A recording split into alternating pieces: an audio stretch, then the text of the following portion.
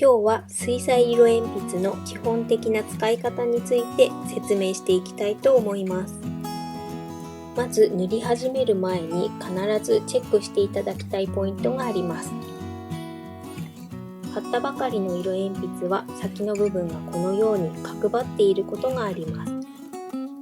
このまま塗り始めてしまいますと角の部分が紙に当たってしまい細い線のようになってしまいます。この状態で水をつけても跡が残ってしまいきれいに塗ることができません。色鉛筆は使い始める前に必ずいらない紙の上でこのようにして角を丸くしてから使うようにしてください。こうしておくときれいにまんべんなく塗ることができるようになります。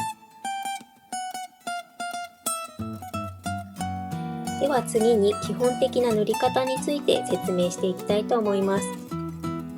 均一にきれいに色を塗るためには上下に色鉛筆を動かしながら少しずつ横へずらしていきます。線と線の間に隙間ができないように少しずつずらしていきましょう。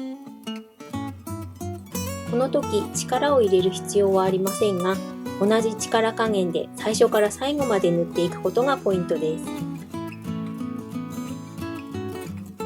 それでは水をつける時のポイントを説明していきたいと思います。水はそんなにたくさん必要ないので、このような空き瓶などでも十分です。注意していただきたいのは筆への水の含ませ方です。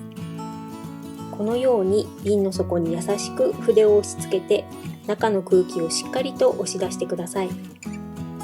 筆の中までしっかり水を含ませることがポイントです。それでは実際に水で溶かしていきたいと思います。まずは筆にたっぷりと水を含ませてタオルで余分な水分を軽く取ります。水彩色鉛筆で塗った上から水をつけるとこのように溶けていきます。少しずつ筆を動かして色鉛筆の跡がなくなるまで溶かしていきましょう。最後に色が溜まってしまった部分は軽く筆で拭き取ります。ここで注意していただきたいポイントがあります。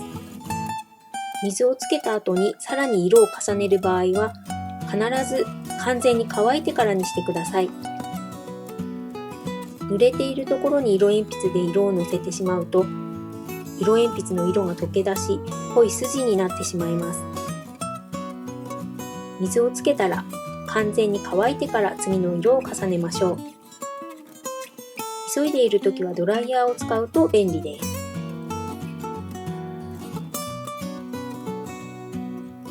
色が少しずつ変わっていくことをグラデーションと言います。今回はプチトマトをイメージして丸い形に塗ってみたいと思います。まずは明るい色から塗り始めます。今回はオレンジ色です。光っているところは白く塗り残したいので薄く印をつけてから全体にオレンジ色を塗っていきます。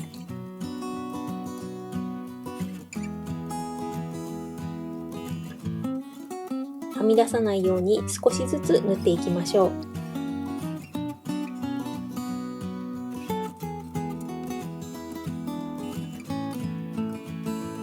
次にもう少し濃い色、朱色で影の部分を塗っていきます。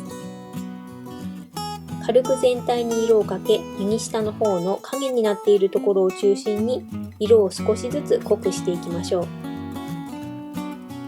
この程度で下塗りは完了です。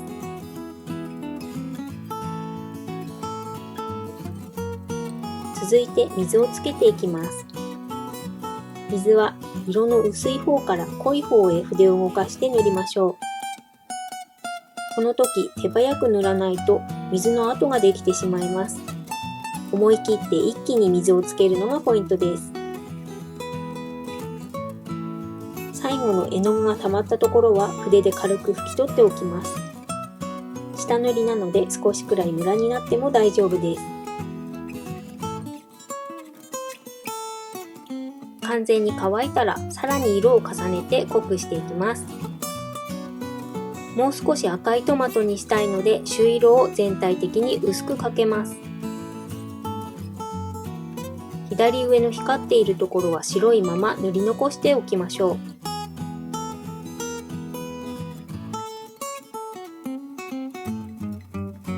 右下の影になっているところには少しずつ朱色を重ねて濃くしていきます。小さな円を描くようにくるくると色鉛筆を動かすとムラなく塗ることができます。色と色の境目がわからないようにぼかしながら塗りましょう。全体のバランスを見ながら色を足していってください。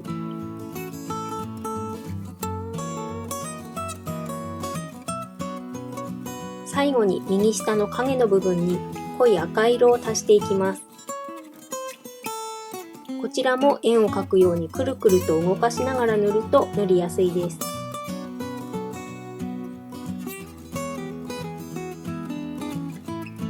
これでグラデーションの完成です。